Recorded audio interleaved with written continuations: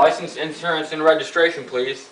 Hi, my name is Randy Stedman. I'm here today to talk to you guys about a typical traffic stop with a law enforcement agency.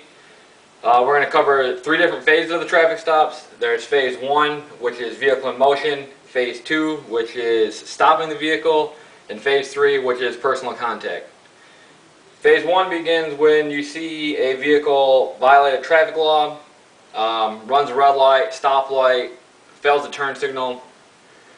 You also have safety violations. There's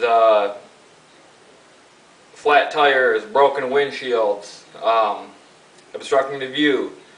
Then you also have, if you have reasonable grounds to believe that there is a convicted criminal or an individual in the vehicle with a warrant, that is also grounds for the stop. Once you have decided that you're going to go ahead and stop the vehicle, you're moving into phase 2, which is getting the vehicle off the side of the road. Once you make the decision to stop the vehicle, you don't have to stop it immediately. You can wait, you can drive it, you can follow it to see if it breaks more traffic laws.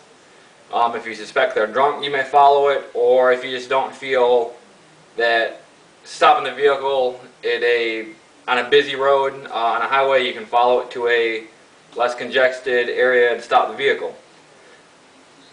Once you've decided to go ahead and stop it, you're going to go ahead and turn your overhead lights on.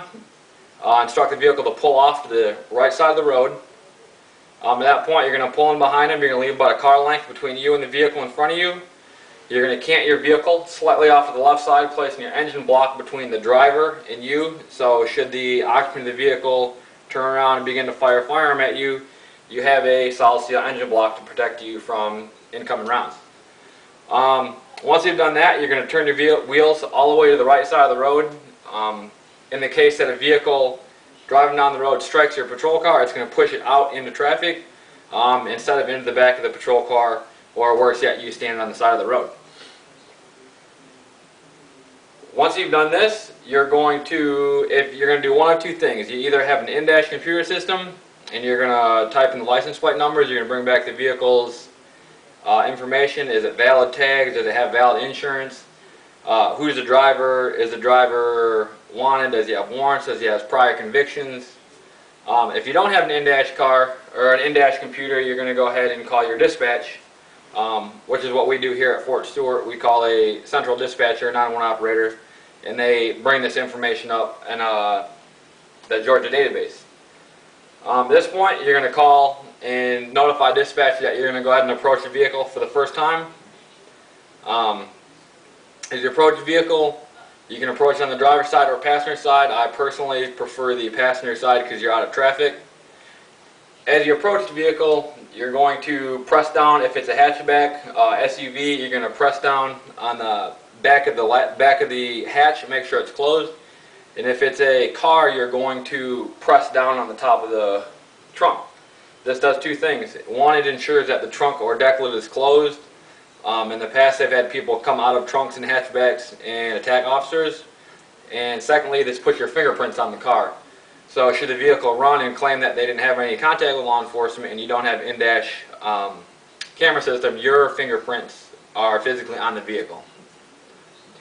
At this point, you're walking past the trunk, you're looking inside for anything out of place, occupants in the back seat, weapons, contraband, drugs, anything that shouldn't be in the vehicle. As you walk up the driver, you're not going to pass the B pillar. That's the pillar directly behind the driver's side window. What this does is it requires the driver or passenger to turn around in an awkward fashion. It allows you to see their hands. And it's much harder for them to make fast movements. They're going to have to turn around. If they want to hit you, strike you, grab you, shoot you, they're going to have to turn around. And it's just much more awkward for them. It's going to give you the heads up should something happen. At this point, you're asking them for their license, their registration, their proof of insurance, and in my case, military or dependent ID cards. From there, you're going to inform them why you stopped them, that you're going to go run their information. You'll be back. Just tell them to sit tight.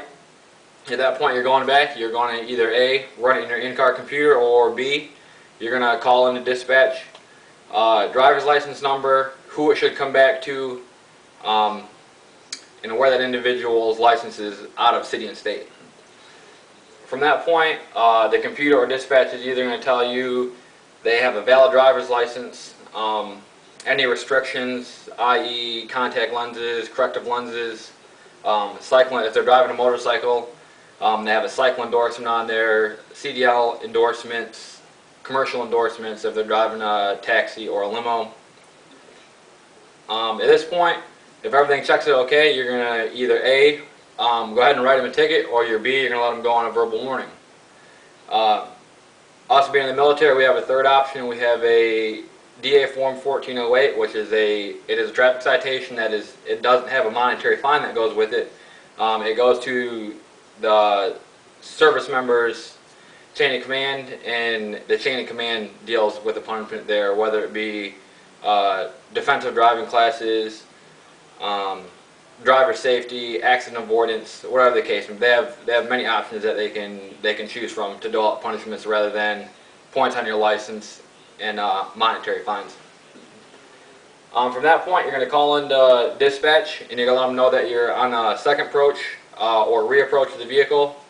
At that point, you're going to give the drivers their license, registration, proof of insurance, military dependent ID cards are back, and you give them back one at a time, making sure that the occupants are accepting them one at a time. Once they have them all back, you're going to either explain the ticket to them, how to pay it, what the fines are going to be, they need to sign it, or you're going to let them know that you're going to give them a verbal correction on what needs to be fixed, just for future reference. And from that point, you're going to go back to your patrol car. You're going to pull out into traffic. You're blocking traffic in the far right lane, leaving your overhead lights on. This allows the vehicle that you just pulled over to safely return to the lane of traffic.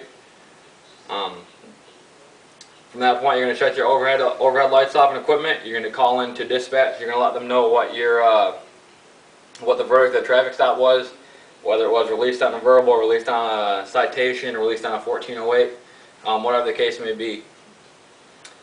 So today we talked about conducting a traffic stop. We went over phase 1, vehicle in motion, phase 2, stopping the vehicle, and phase 3, personal contact. I hope this gives you guys a little bit of insight. I know we've all, at one point or another, been stopped for something. I know most of us have. And this gives you a little insight on the process that takes place for a traffic stop. Thank you.